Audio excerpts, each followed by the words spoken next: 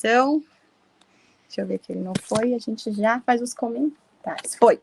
Então, vamos lá. Então, hoje estamos aqui no capítulo 5, né? A gente tá bem no comecinho ainda do 1 Samuel, um livro muito maravilhoso, né? Muita coisa a gente vai aprender. A gente viu ali ontem, né, que teve aquela situação bem terrível ali, que o povo de Israel passou devido às suas iniquidades, devido ali também aos filhos de Eli. De escola. Hoje é, amor. Telzinho acordou aqui também agora. Então, a gente viu toda a situação ali que os filhos de Eli, né, desobedecendo, ali realmente perdidos ali na iniquidade. Então, no capítulo de ontem, a gente viu que ele morre, que ele tem a notícia de que a arca foi roubada e que os filhos morreram. E aí, estamos nesse contexto agora. E eu tenho aqui esse mapinha, vou ver se dá para vocês verem aqui, que aqui ele mostra todo o trajeto da arca. Então, a gente vê que ela começou ali. Então, depois que a gente viu o contexto que o Josué conduziu o povo para entrar na Terra Prometida, quando eles entram ali na Terra Prometida, a arca ela fica em Siló. Que, inclusive, Siló, eu estava estudando aqui um pouquinho, e Siló, ele, na prática, ela funcionou meio que como a primeira capital do povo de Israel, bem antes ali de Jerusalém. Isso eu estava vendo, isso com comprovações arqueológicas, tudo, né? Então, a primeira aqui no mapinha, não sei se para vocês dá para ver legal, mas ficou lá em Siló. E aí, então, a gente agora está no contexto de que teve essa guerra aqui em Ebenezer, e aí eles roubam essa arca. E aí, vamos acompanhar aqui, então, os primeiros capítulos. Vamos lá, então, no primeiro, então a gente vê que os filisteus tomaram a arca e levaram a Ebenezer e a Asdote. E aí, então, aqui eu tenho uma Bíblia de estudo bem legal, né? E que tem alguns comentários, eu vou compartilhar algumas coisas com você, mas depois, mais para o fim, eu quero comentar mais profundamente sobre a Arca da Aliança, porque a Arca da Aliança, atualmente não se sabe onde ela está, e ela realmente foi Deus deu todas as coordenadas de como que tinha que ser a construção da arca, né? Então, para quem não acompanhou o começo dos estudos com a gente, lá de Êxodo, Levítico, Número, talvez não saiba, mas assim, todos os elementos do tabernáculo, Deus deu. Oi, amor. Só um minutinho, tá? Eu não quero. Pega lá o tabernáculo aqui, a Arca da Aliança, pra gente mostrar pro pessoal. E aí, a gente... É o tabernáculo. Isso, amor. E a gente vê que, assim, que Moisés, ele sobe no Monte Sinai, Deus dá todo o direcionamento, né? Falando sobre o tabernáculo, as medidas, como que tinha que ser, passa da Arca da Aliança também, todo que material que tinha que construir, todos os mínimos detalhes, né? Todos os detalhezinhos. Então, tem um segredo poderoso na Arca da Aliança que eu realmente nunca tinha ouvido falar sobre, e realmente assim, achei assim fantástico. E eu gostaria de aproveitar essa oportunidade de hoje, que tá o assunto arca, que a arca vai para... Só um minutinho, tá, amor? Que a arca agora começa, né? Ela faz vários trajetos aqui, como no mapa, vai indo para várias cidades, fica um tempão ali com os filisteus para depois voltar para o povo de Israel. Então, achei que era um momento propício para a gente poder falar um pouquinho mais sobre isso. Mas, voltando aqui ao primeiro versículo, né? Então, tomaram a arca, e a gente percebe aqui que naquela época, na cultura ali da época, eles consideravam que os seus deuses eles eram superiores uns aos outros. E aí, quando tinha assim, uma derrota ali em batalha, então era como se, meu Deus é o superior, né? Então, o que eles fazem aqui? A gente vê que eles pegam aqui no versículo 2, eles tomaram a arca de Deus e a colocaram no templo de Dagon. Então, a gente vê que eles pegam essa arca, levam ali para o território, que era o quê? Como um símbolo de superioridade, né? Colocaram ali essa arca bem do ladinho ali da imagem que eles idolatravam. Que Dagon, ele era uma divindade ali conhecida desde o início ali da Idade do Bronze. Telzinho, só um minutinho, tá? Que a mamãe tá... Eu vou te ajudar, mas só um minutinho, tá? Que agora a mamãe tá falando. E que ficava ali nas cidades da Mesopotâmia, ao norte da Síria, ali em algumas cidades como... Aqui, eu vou até ler esse trechinho aqui da minha Bíblia, que algumas cidades como Mari, Emar, Ugarit, e a gente vê, inclusive, se a gente puxar lá em Juízes, nos últimos capítulos de Juízes, quando a gente está vendo a história de Sansão, é citado, inclusive, também essa divindade. que eles já, né, idolatravam essa divindade e tudo. E aí, assim, era muito comum, até que eu comentei, a prática de tomar os deuses do inimigo. Era algo muito comum. Então, venceram a batalha, tinha-se muito essa prática de pegar a divindade dos inimigos. Então, possivelmente eles não entendiam muito bem o que era essa arca, né? Porque os outros povos faziam as imagens, né? Idolatravam as imagens, e aí poderiam pensar o que de acha essa arca, mas eles entendiam que era algum objeto assim divino, assim, né? Algum objeto. Então, realmente foi algo ali que eles pegaram como assim, estou vencendo aqui essa batalha. E aí, seguimos aqui pro. Agora que eu vi que eu não abri o texto, né? Só para quem não conhece a Arca da Aliança, eu vou mostrar, porque assim, às vezes alguém assiste a imagem, assiste depois, ou que nem a Cintia que entrou depois, não sei se ela já viu a arca, mas esse aqui é a imagem da arca, tá? Ela é toda feita de ouro, assim, realmente é linda, né? Quer dizer, a gente imagina que ela deve ser linda pela descrição, né? Só um minutinho, Tatel. Imaginamos que ela deve ser bem linda. E aí a gente vai passando aqui pelos próximos capítulos, e aí a gente vai vendo que... Deixa eu abrir o texto aqui com a gente. Gente, hoje só um minutinho que o Theo tá aqui falando, ele me desconcentra um pouquinho, né, amor? Você falando? Deixa a mamãe só passar aqui e a gente já conversa, tá?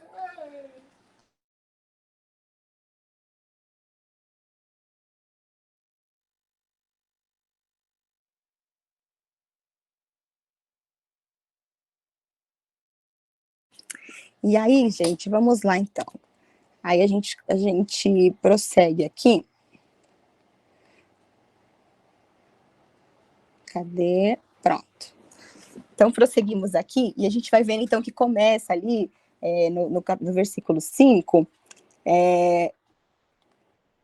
que eles começam, então, ali, ó, no 6. Porém, a mão do Senhor castigou durante os sacerdotes e o assolou e feriu com tumores. E até uma curiosidade aqui, no original não é tumores, é hemorroidas, tá? Só pra gente ir, porque eu tô com a Bíblia original, e aí eu vou comparando algumas coisas e não é tumores. Eu fiquei, né, achei curioso, porque que eles colocaram que é tumores, mas é hemorroidas na tradução. Então, às vezes tem muita coisa que vai se perdendo, né, nas traduções, e vai mudando um pouco o sentido. E realmente eu achei, mas por que fizeram essa troca, né? Curioso.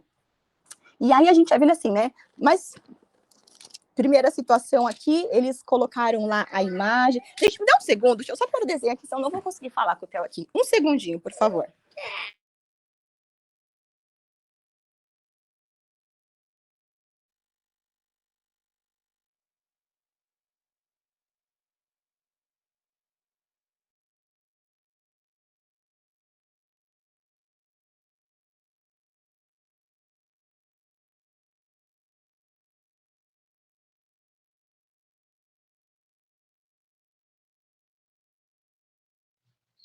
Gente, enquanto a Mayara está dando um apoio aí para o Theo, eu queria só fazer um comentário aí muito interessante sobre a Arca da Aliança que a Mayara está falando. Uma das características da Arca da Aliança é o seguinte: a Arca da Aliança ela era feita basicamente com uma madeira que se chama acácia. Então, toda a estrutura da aliança ela foi feita em acácia. E depois ela é todinha revestida com ouro, tá? Então, isso daí aponta para quê? A acácia, ainda hoje, é uma das madeiras mais duras e difíceis de serem trabalhadas.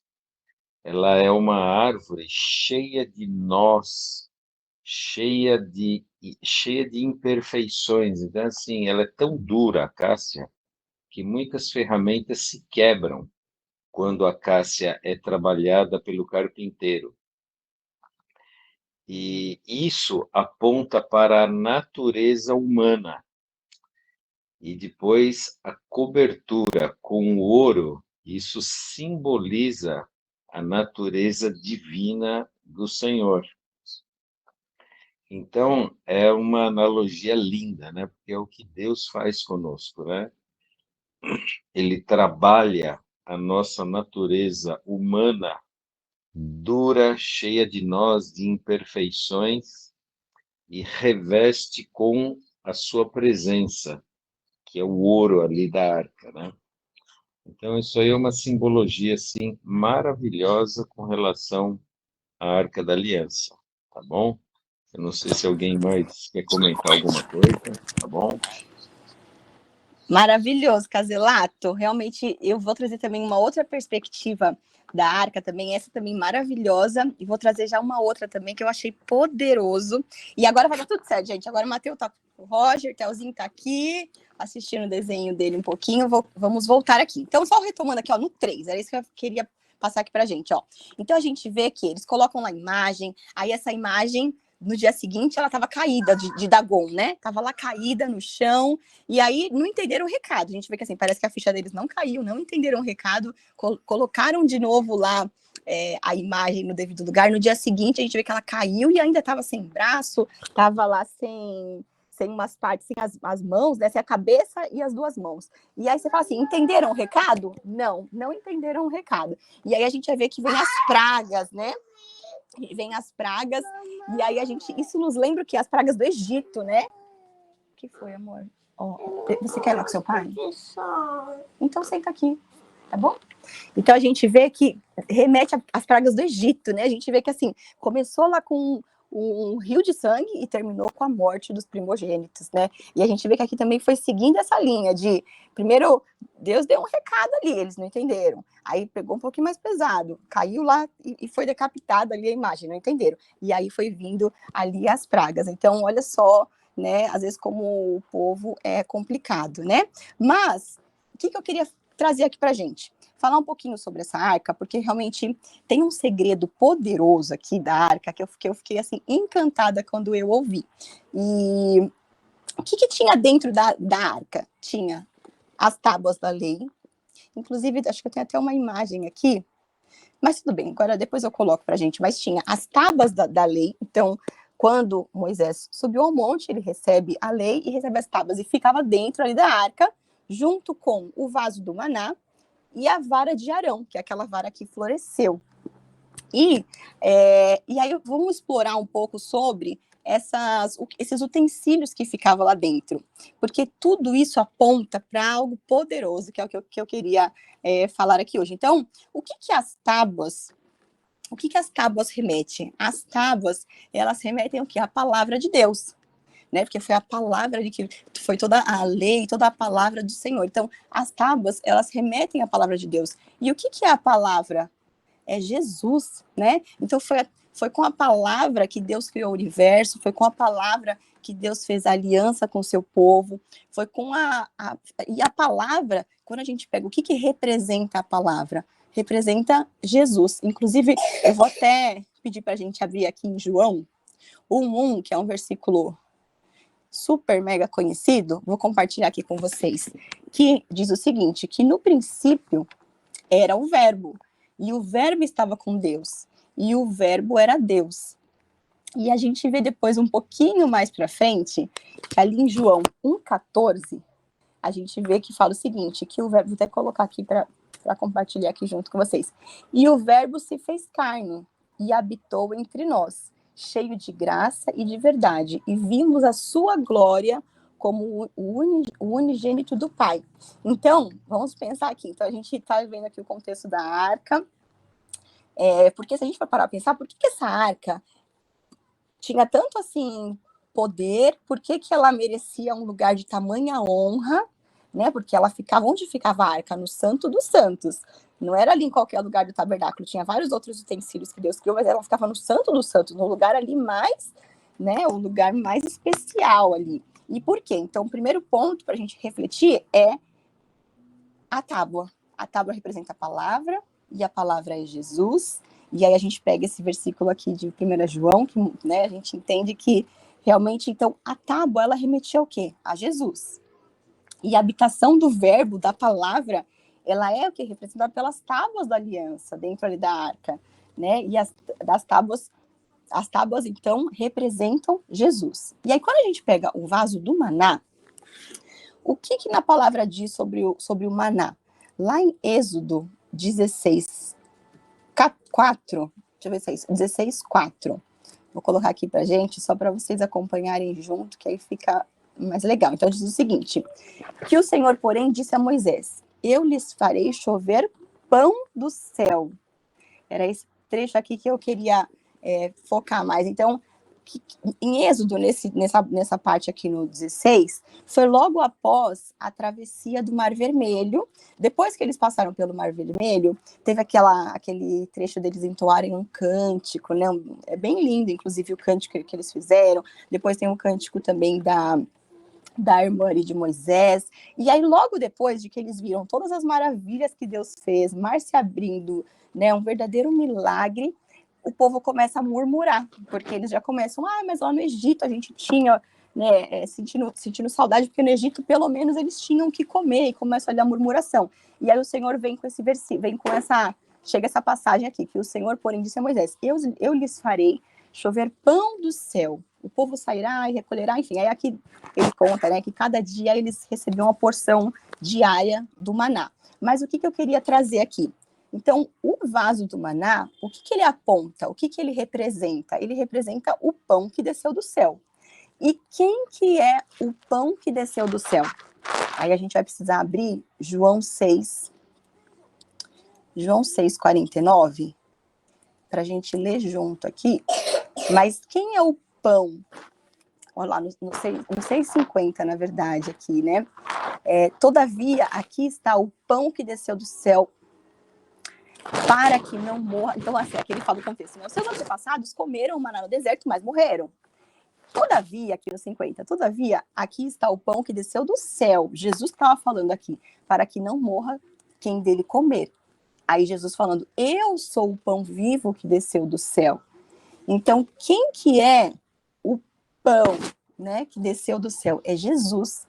Então, na verdade, a gente vê que mais um utensílio ali que ficava nessa arca, ela é o que? Aponta para Jesus. Porque quem é o pão da vida? É Jesus. Então, o maná, assim como as tábuas, ela representava Jesus, porque as tábuas representavam a palavra de Deus, e é Jesus, né? Porque a gente viu que no princípio era o verbo, e o verbo estava com Deus, e o verbo era Deus, e o verbo se fez carne e habitou em nós. Assim como a tábua representa Jesus, os vasos do maná também representam Jesus. E aí vamos para o próximo, que é a vara de Arão que floresceu, que é a vara que ficava lá dentro. Inclusive, eu acho que eu tenho aqui uma... Depois, no fim, eu mostro a imagem para vocês, só para a gente não perder aqui o foco e não ficar confuso. Mas a vara de Arão que floresceu, então a gente tem que voltar um pouquinho lá em Números, para a gente lembrar também da história. Então, quando Deus estabeleceu ali que Arão seria o sumo sacerdote, então Arão, irmão de Moisés, foi o primeiro sumo sacerdote. E na época ali, teve uma situação que os líderes das tribos, eles questionaram, mas por que ele e não nós, né? Por que ele que vai ser o sumo sacerdote? E aí teve todo ali um contexto no qual o Senhor direciona, vou até abrir aqui com a gente, só bem rapidinho, só para a gente contextualizar e ficar uma coisa bem bacana, para a gente relembrar também, assim, o que a gente foi vendo lá para trás. Que aqui o Senhor, ele disse para Moisés o seguinte, peça para os israelitas, aqui em Números 17, peça para os israelitas que tragam 12 varas, e aí cada um ali, ó, uma para cada líder das tribos, e aí cada um escreveu o seu nome ali na vara, e na vara de Levi escreva o nome de Arão. E o que ele colocou? Pois é preciso que haja uma vara para cada chefe da tribo. Então deposite na tenda do encontro, na frente da arca das tábuas da aliança, onde eu me encontro com vocês. E aí olha o que ele diz aqui. A vara daquele que eu escolher florescerá, e eu me livrarei dessa constante queixa dos israelitas contra vocês. E aí no dia seguinte, aqui no 8, no dia seguinte, Moisés entrou na tenda e viu que a vara de Arão, que representava a tribo de Levi, ela tinha brotado, tinha produzido botões e flores, além de amêndoas maduras. E aí, então, Moisés, ele tirou todas as varas da presença do Senhor e as levou a todos os israelitas. E aí, né, gente, a gente vê que, então, nessa situação ali, aí todo o pessoal ali reconheceu que, de fato, havia uma autoridade sacerdotal sobre a vida ali de Arão.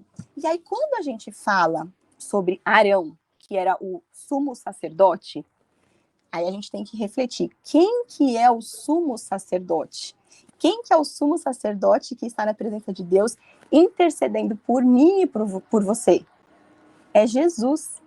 Então, olha só que lindo quando a gente vê que mais um utensílio ali, algo que ficava ali na arca, também está representando, também está apontando para Jesus, né? Então, quem que é o sumo sacerdote da nova aliança? Então, quando a gente vê, né, no Antigo Testamento, todo esse contexto que é a tribo de Levi, que era a tribo no qual fazia todo o serviço sacerdotal. Então, era apenas ali o sumo sacerdote que tinha ali o privilégio de, uma vez por ano, poder entrar no Santo dos Santos, poder estar ali na presença de Deus e intercedendo por todo o povo, né? Então, tinha toda essa questão. E depois, na nova aliança, quando Jesus vem, paga por todos os pecados, o véu se rasgou. Então o sumo sacerdote da nova aliança é Jesus. É nele que a gente encontra misericórdia, é nele que a gente encontra perdão. E até trazendo aqui, rapidamente, aqui a passagem de Hebreus 4:14, que ela fala o seguinte: portanto, visto que temos um grande sumo sacerdote que adentrou os céus, Jesus, o Filho de Deus, apeguemo-nos com toda a firmeza ao que confessamos. E aí, deixa eu ver aqui o 15. Pois não temos um sumo sacerdote que não possa compadecer-se das nossas fraquezas, mas sim alguém que, como nós, passou por todo tipo de tentação, ainda que sem pecado. Então, olha só que poderoso a gente vê que as tábuas representam Deus, que é a palavra, e a gente vê que representa Jesus. Poderoso que a gente vê que o vaso do maná, que representava ali, que o maná era o pão que desceu do céu, e Jesus é o nosso pão que desceu do céu, representa Jesus.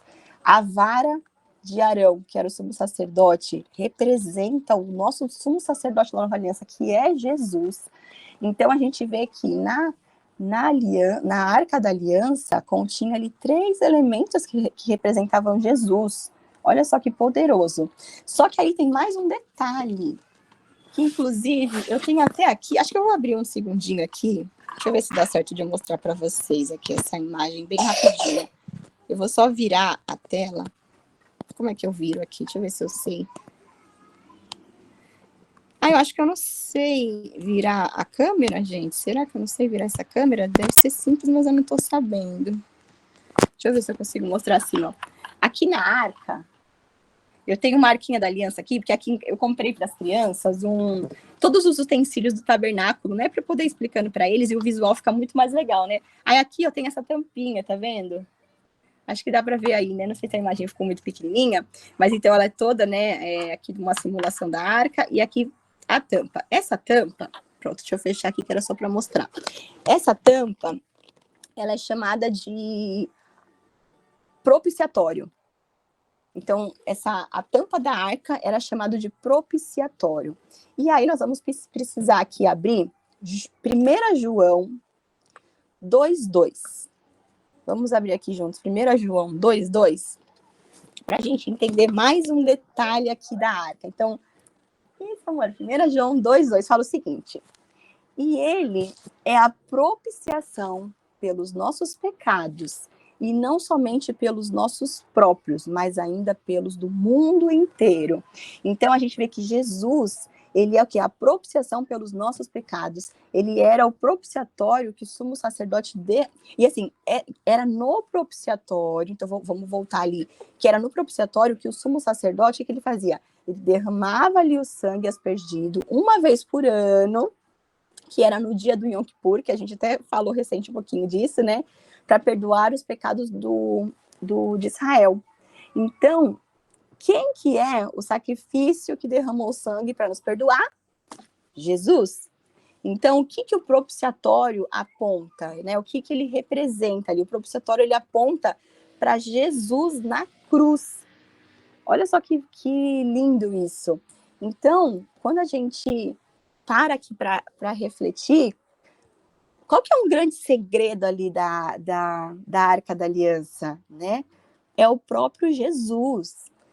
E por que que... Aí tem um outro detalhe, que isso eu também achei muito legal, esse detalhe. E por que que ficava no Santo dos Santos? Então, assim, não sei se para todo mundo quando a gente vai falando, assim, do Santo dos Santos, talvez algumas pessoas não tenham visto com a gente o estudo do tabernáculo. Eu vou só mostrar aqui muito rapidinho aqui a imagem, só para quem não acompanhou, também não ficar perdido.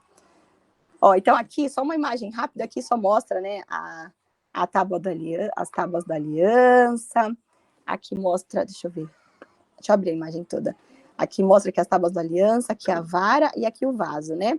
Aí aqui, isso aqui é a imagem do tabernáculo. Então, o tabernáculo, ele era um templo assim, móvel, né? A gente viu que durante esse período que o povo ficou no deserto, era um templo que eles conseguiam desmontar, levar para onde eles estavam caminhando, e depois, quando eles chegam ali na Terra Prometida, esse templo, tanto a arca quanto o templo, fica ali em Siló, que foi meio que como considerada essa primeira capital ali, né? Depois é Jerusalém, mas é meio que como considerada. Então, isso ficou ali em Siló. E aqui, ó, essa primeira imagem, a gente tem ali o altar do holocausto, né? Onde era colocada ali a oferta, que era queimada, tinha a bacia de bronze. Aí aqui dentro, então, essa parte de fora era considerada ali o átrio, né? A gente tem ali, tem o átrio, o lugar santo e o santíssimo. Então, aqui é o lugar santo, que é onde ficava a mesa dos pães, que aqui ficavam os 12 pães que representavam as 12 tribos. Aqui ficava o candelabro, aqui ficava o altar do incenso, e aqui dentro, que era o santo dos santos, aí dentro que é onde ficava a arca. Então, a gente vê que é ali no lugar mais precioso.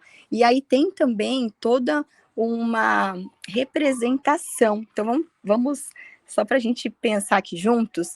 Então, assim, a gente vê que tem o átrio externo. Então, se a gente pensar no tabernáculo, tanto no tabernáculo como no templo de Jerusalém, a gente vê que tem o átrio externo, que é essa parte aqui, né, onde ficava aqui a bacia de bronze, o altar do holocausto. Tem o lugar santo e o santíssimo. E aí, vamos pensar em nós aqui, nós. Nós temos três, vamos dizer assim, áreas que representam a gente, que é o corpo, a alma e o espírito. Nós somos um ser triuno, que temos um corpo, uma alma e o espírito.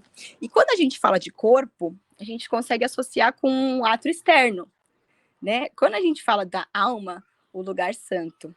E quando a gente fala do espírito, o lugar santíssimo. E aí, onde que ficava essa arca? No lugar santíssimo. E aqui a gente vai ter que abrir, deixa eu abrir com vocês agora aqui, ó, 1 Coríntios 6, 19. Vamos abrir aqui junto, 1 Coríntios 6, 19. E eu vou ser breve aqui, que o Mateuzinho tá lá com o Roger, mas ele tá ali me chamando, acho que ele quer um tetezinho. E aqui diz o seguinte, ó. Acaso não sabem que o corpo de vocês é templo do Espírito Santo, que está em vocês, a qual receberam de Deus? Vocês não são de vocês mesmos. Então, a gente vê que a arca ficava no lugar santíssimo, no santo dos santos, e quando a gente para pensar em nós como seres triunos, nosso espírito representa ali o santo dos santos, e onde que habita o Espírito Santo de Deus? Né? No nosso espírito. Então, onde que o Espírito Santo habita, né? O Espírito Santo, no santo dos santos do nosso corpo. Então, onde que o Espírito Santo habita? No santo dos santos, que é o nosso corpo, que é o nosso espírito, né? Que o Espírito Santo é o próprio Deus habitando em nós. Então, olha só que poderoso a gente entender que hoje o poder e os segredos da arca, elas estão dentro de mim, ela está dentro de você, porque o poder e o segredo que o povo de Israel tinha para vencer as batalhas, para vencer os inimigos, eu e você, a gente tem, porque o Espírito Santo, ele veio habitar em nós. Você sabe que o Blake... Só um minutinho, amor. Sua mãe do Cátia é o corpo. Tá bom. Peraí que a gente já conversa, tá? Então, a gente vê que, assim, agora, né, Nova Aliança, ele não habita mais em templos feitos por homens, feitos por mãos. Inclusive, a gente vê ali em Atos 14, 24, Deixa eu abrir aqui para gente, Atos 14, 24, que justamente fala sobre isso.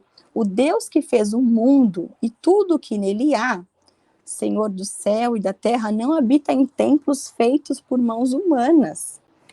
Mas onde ele habita, que aí é o que a gente viu lá em 1 Coríntios, né? Em 1 Coríntios 6,19, que ele habita em nós. Acaso não sabem que o corpo de vocês é templo do Espírito Santo que está em você, o qual receberam de Deus, né? Então, realmente, eu achei muito poderoso, porque ali tudo que está no Antigo Testamento, ele é uma sombra do que viria.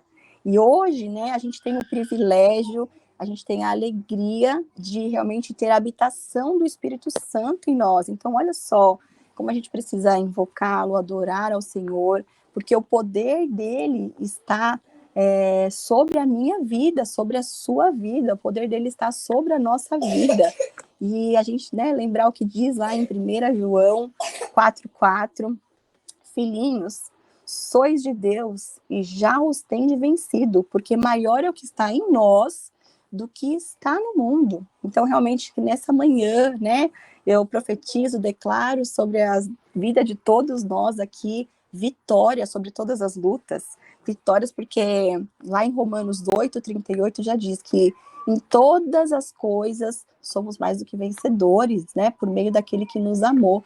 Então, realmente, eu achei assim muito lindo a gente trazer esse contexto aqui sobre a Arca da Aliança, porque agora a gente vai ver, eu tenho até depois aqui eu compartilho com vocês lá no grupo, a jornada da Arca da Aliança, né, em 1 Samuel, que a gente vai ver que ela começa, né, ir para vários lugares e tudo mais, e até hoje tem o mistério da Arca da Aliança, mas eu achei lindo esse segredo de entender que a arca aponta para Jesus, representa Jesus, tudo que tinha nela mostra ali representando Jesus, desde as tábuas, que é a palavra, que é Jesus, desde o vaso do maná, que é o pão da vida, que é Jesus, desde a vara de Arão, que é o sumo sacerdote, que é Jesus, e até a tampa também ali, que era chamada de propiciatório, que também apontando ali.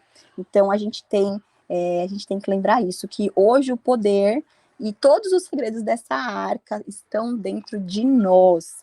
Enfim, meus queridos, olha só, eu vou já partir aqui para encerrar. Quero abrir para alguém se quiser comentar, porque o Mateuzinho ali não está muito legal, vou dar uma atenção para ele. Alguém quer compartilhar algo? Alguém já tinha visto essa perspectiva de que a arca é Jesus, né? Esse simbolismo, e entender que ela ficava no Santo dos Santos, e que nós ali, por sermos habitação do Espírito... Sim. Oi, Cleide. Eu já. Já? Não, eu já tinha. Quando eu fiz o curso da APEC, o reverendo lá trouxe um estudo bem minucioso sobre isso daí. É tremendo, né? Eu já conhecia. Maravilhoso, porque eu realmente não conhecia, ainda não tinha ouvido nessa perspectiva, e eu achei, assim, fantástico, achei muito maravilhoso. Eu falei, eu vou aproveitar o dia de hoje, que estamos falando de arca, para compartilhar isso com vocês. Meus queridos, alguém quer falar mais algo? Porque eu vou precisar realmente ir lá com o Mateuzinho um pouquinho.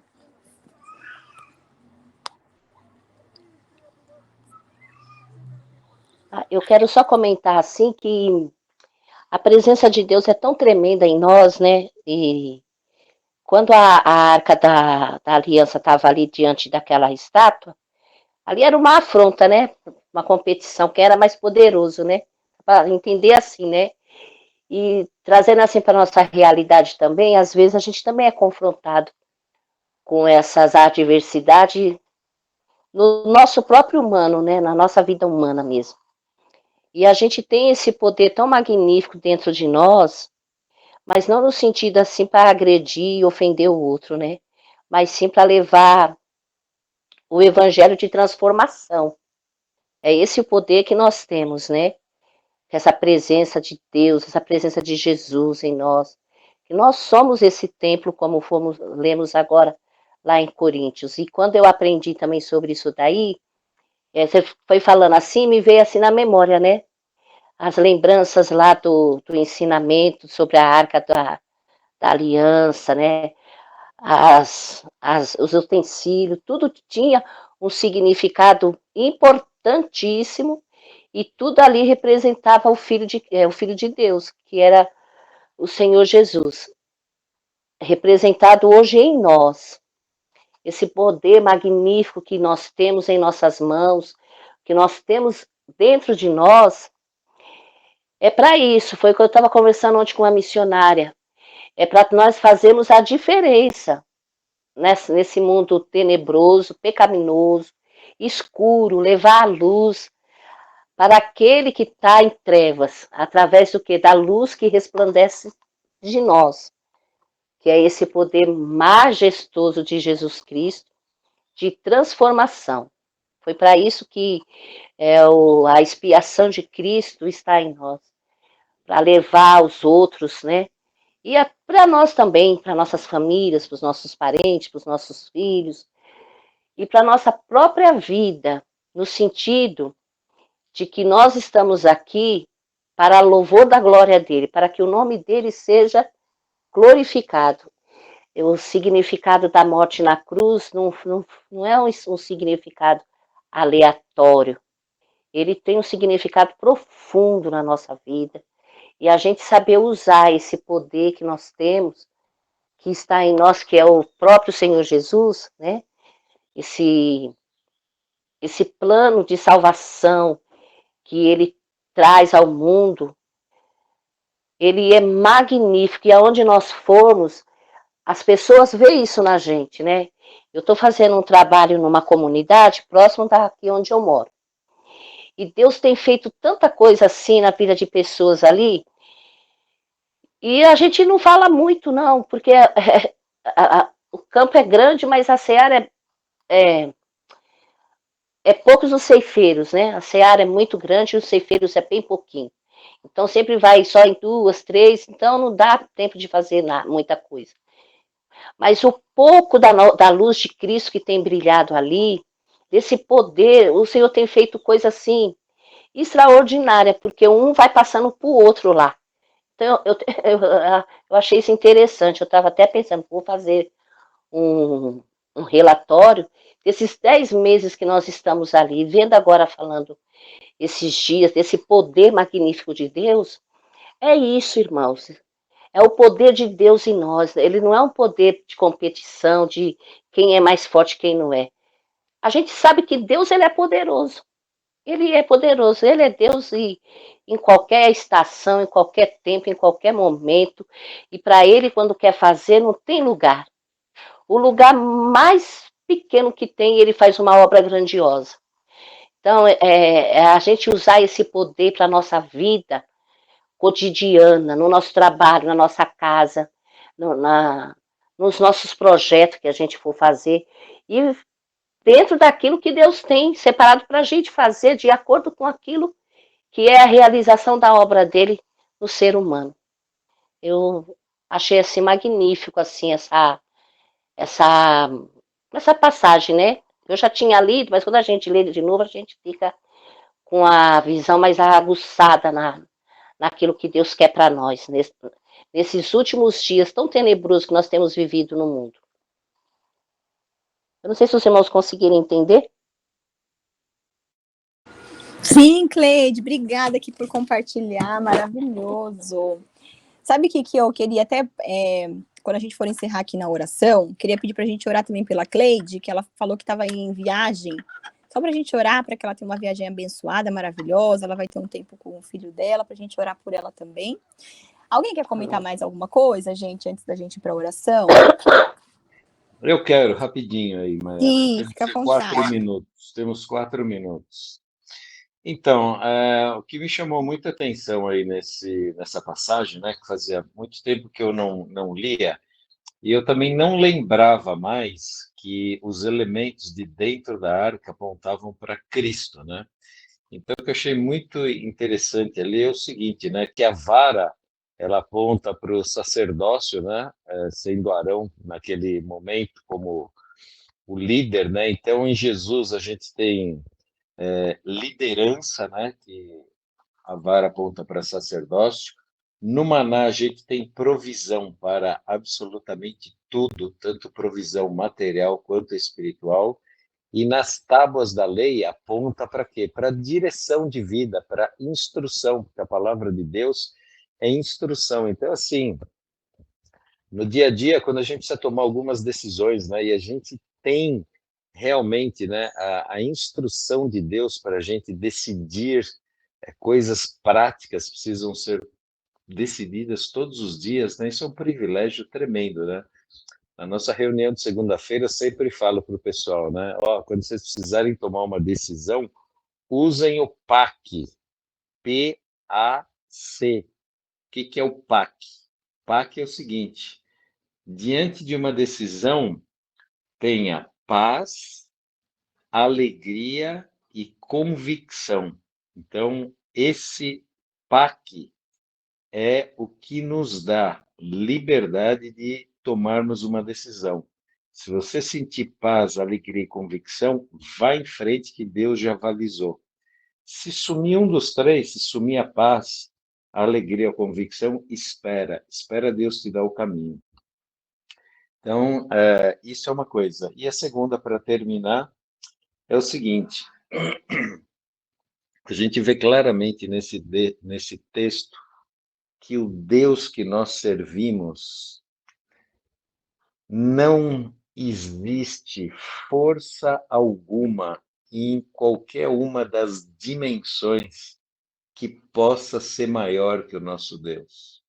Então, assim, nós temos dentro de nós a maior força de todas as dimensões, de todos os universos, né? Porque não existe um universo, existem vários. Então, assim, Deus, ele reina absoluto.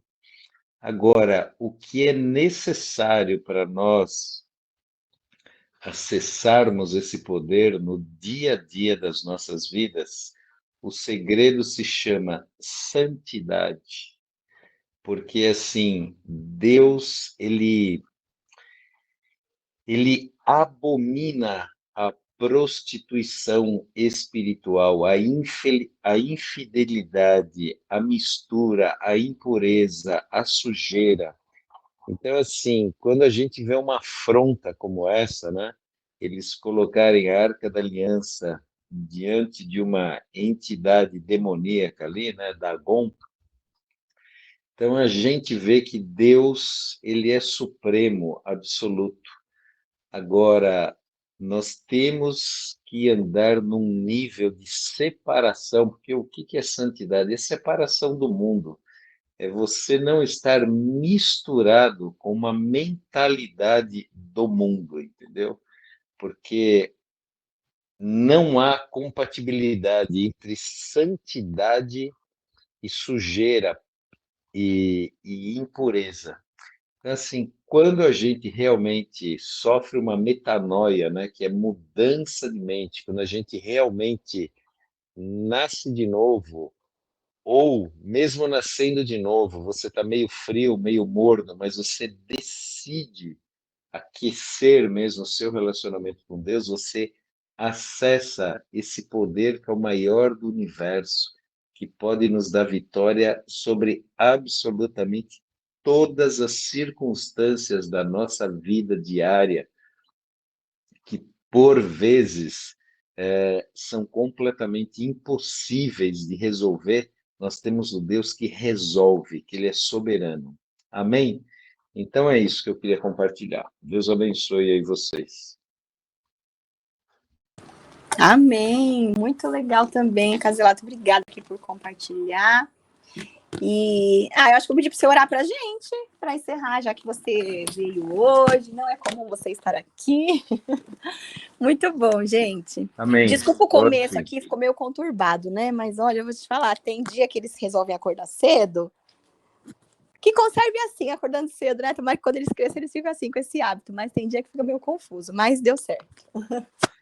Imagina, Era, você está de parabéns como professora e principalmente como mãe, porque lidar assim, no meio de um devocional com as crianças acordadas e você lidar com eles com amor, né, com doçura aí, e ter esse jogo de cintura, você está de parabéns. Você é a mulher, viu? Você é a mulher de Provérbios 31, viu, Mara? Parabéns, parabéns mesmo.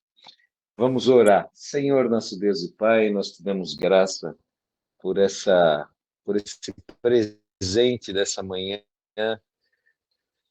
Ô, Paizinho, por termos esse privilégio de sermos filhos, de estarmos agregados, adotados, enxertados na família real, nessa família que rege poderosamente, de forma ímpar, sobre todo o universo, sobre os universos. Te agradecemos. Pedimos também pela Cleide nessa viagem, que o Senhor que o Senhor dê ordem aos seus anjos, Senhor, específicos para estarem ajudando, ministrando na vida dela em tudo que ela precisar. Ser com cada um de nós, Senhor, nesse dia, nos dá vitória e que essa palavra de hoje, o Teu Espírito Santo possa estar ruminando ela dentro de nós, trazendo mais revelação, que o Teu Espírito Santo continue a nos dar alimento durante todo o dia de hoje com essa palavra. É o que nós te pedimos em nome de Yeshua HaMashiach, em nome de Jesus. Amém, amém, amém. Deus abençoe vocês, gente. Amém. Amém. Amém. Amém. Bom dia, gente. Até amanhã. Amém, gente. Até, Um Baiara. ótimo dia a todos nós. Gratidão pela palavra, Má, pela oração, Caselato.